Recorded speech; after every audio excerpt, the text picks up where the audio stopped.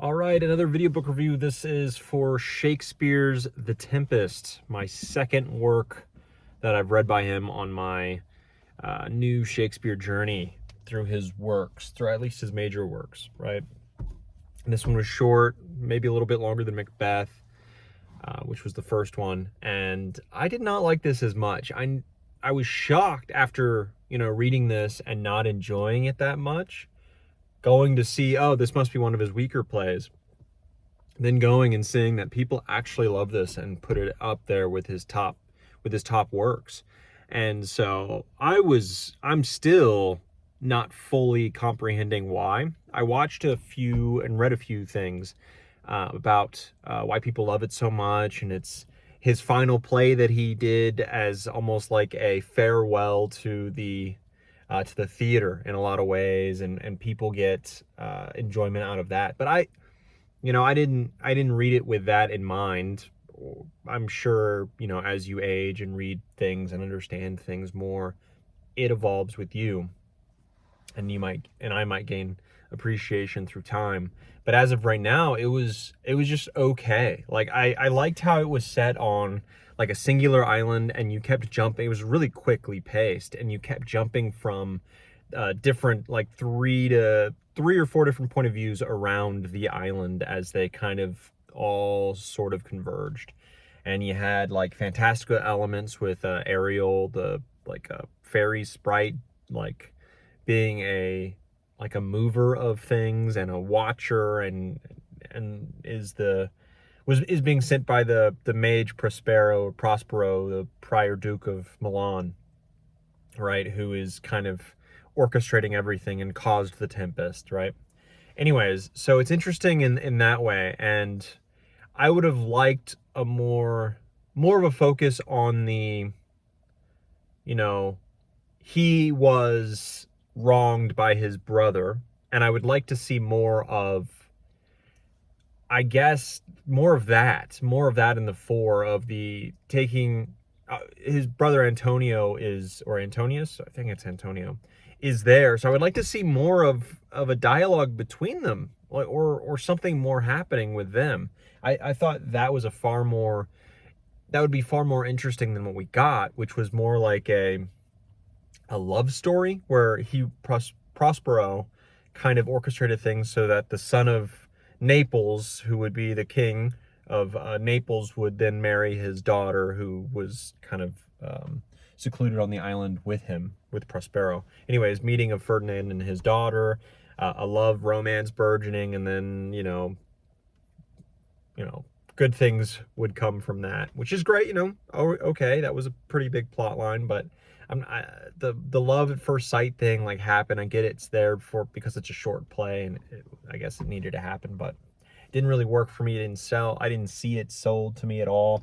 Maybe watching the play, I didn't watch the play, at least on this one, would be helpful, but at no point in this was I confused about like the plotting of the scene, who's talking, the emotion that is supposed to be seen in this. So I didn't get that. Maybe I do want to watch the play just to see how that's done. I did find the fantastical elements okay, with Caliban being this weird kind of half man, half demon thing, with Ariel being the fairy sprite thing. Interesting, I guess, as just a way of jumping around and the different characters and point of views, and kind of slightly altering things, putting people to sleep, freezing people, that kind of stuff. Like, that's okay, that's interesting, but it's just, the story was just certainly not as compelling as Macbeth, for sure. But I'm reading Richard II right now. No, I'm sorry, I finished Richard II just recently, actually, in my quest to finish the historical Shakespeare plays. And the actual emotion in that story is huge, because there's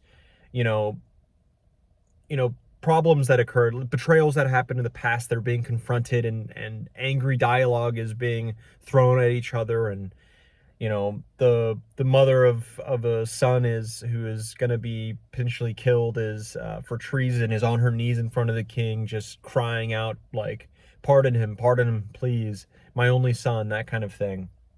Like, that level of emotion is never never the case in the Tempest play. Like, it never seems that way. The big source of that would be the betrayal, the betrayal from Antonio to his brother Prospero, and then, you know, sending him out. He would have died, really, had it not been his citizens, Prospero's citizens, you know, liking him and saving him a bit.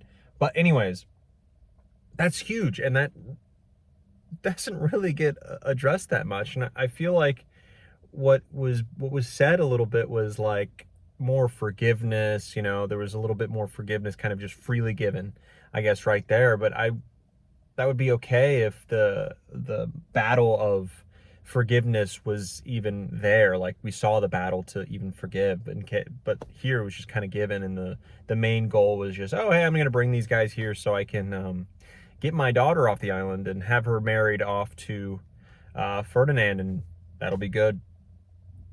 And there was I think a supposed to be funny thing with the jester and the drunkard, who were with Caliban to get all drunk and then go kill Prospero. It wasn't funny to me. It just felt like an aside that didn't need to be there. Like, again, maybe upon reading or even watching the play, I'll enjoy it more, and maybe it'd be funnier. I don't know. I have not read any of his comedies. Really, I mean, I think I read Taming of the Shrew back in like 7th grade or something. Like, it was a long time ago, really long time ago, and I don't remember much at all of it. But again, like, the comedy of it, if this was supposed to be comedic, it didn't really hit me. In Macbeth, the porter who is hearing the knocks and is supposed to be, I think it's supposed to be a funny scene, right? I watched the play and people are laughing and it's played off as funny. It wasn't really funny to me. I get it. It's a good way to, it's a dark play, so there was a great way to cut the tension, I guess. And that was supposed to be skillfully done, and it's comical, but it wasn't like, this wasn't funny to me, even to that level. Like, it was, the porter at least had some witty phrases, and this one, I didn't really get that much. So besides still having superb writing with Shakespeare, just overall plot didn't get me to be excited, really. Didn't get me too excited about this play. But yeah, other people love it so much, so please tell me in the comments, like, what did I miss? Does it really, you know, is it really helped by a reread or an understanding that I didn't quite get? Like, I'm just surface level at this point, I guess, is what I see, which is the major plot, fully understandable. I don't think I missed anything. I went and looked at what people love about it, and I got it. You know, I did. I saw it. I heard it. I read it. Who knows? Who knows? Maybe I'm just wrong on this one, but it just doesn't feel as strong. And Richard II was better than the Tempest, you know, like, by a lot. So anyways, that'll be for the Richard II review. But on to the next play, on to the next book.